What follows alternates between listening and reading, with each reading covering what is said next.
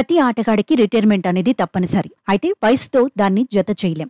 ఎందుకంటే ఫిట్‌గా ఉంటూ ఫామ్‌ని కొనసాగిస్తే క్రికెట్ లాంటి కష్టమైన ఆటలో కూడా 40 ఏళ్ల వయసు దాటినా రాణించవచ్చు. అలా ఎంతో మంది దిగ్గజాలు తమ క్రికెట్‌ని కొనసాగించారు. అయితే నేటి కాలంలో అలాంటి ఇద్దరు ఆటగాళ్లు 2027లో జరిగే వరల్డ్ కప్‌లో ఆడి కప్పు సాధించాలని భారత అభిమానులు ఇప్పట్నుంచే కోరుకుంటున్నారు. ఆ ఆటగాళ్లు ఎవరో కాదు, run machine Virat Kohli, hit man Rohit. వీరిద్దరూ భారత క్రికెట్పై ఎలాంటి ముద్ర వేశారో ప్రత్యేకంగా చెప్పనక్కర్లేదు.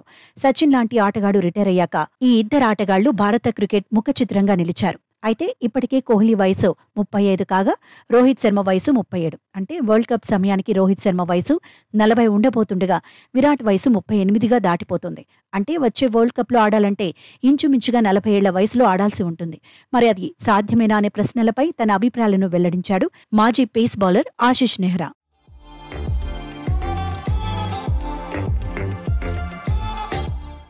సామర్థ్యం ఉన్న యువ ఆటగాళ్లకు అవకాశం ఇవ్వడం కోసం team India captain Rohit Sharma, star batter Virat Kohli టీ20 వరల్డ్ కప్ విజయానంతరం టీ20 ఫార్మాట్కు వీడుకోలు పలికిన విషయం తెలిసిందే.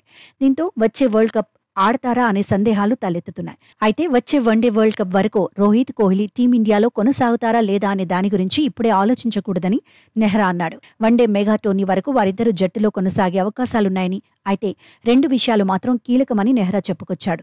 అప్పటి వరకు వారిద్దరూ మానసికంగా, శారీరకంగా వాళ్లు దృఢంగా ఉండటం ముఖ్యమని తెలిపాడు. ఆటపరంగా వారిద్దరికీ ఎలాంటి ఇబ్బందులు ఉండవని పేర్కొన్నాడు. అదే సమయంలో అప్పటి వరకు వారిద్దరూ ఫామ్లో ఉండటం కూడా కీలకమని నెహ్రా అన్నాడు. గిల్, జైస్వాల్, సుదర్శన్ సత్తా చాటుతూ ముందుకు వస్తున్నారని, దీంతో రోహిత్, కోహ్లీ కూడా మెరుగైన ప్రదర్శన కొనసాగించాల్సి ఉంటుందని నెహ్రా అన్నాడు. అయితే వచ్చే ఏడాది జరగనున్న ICC champions trophy, test championship final వరకు వారిద్దరూ టీమిండియాలోనే ఉంటారని ఇప్పటికే బీసీసీఐ కార్యదర్శి జైషా, భారత జట్టు నయా కోచ్ గౌతమ్ గంభీర్ స్పష్టం చేశారు.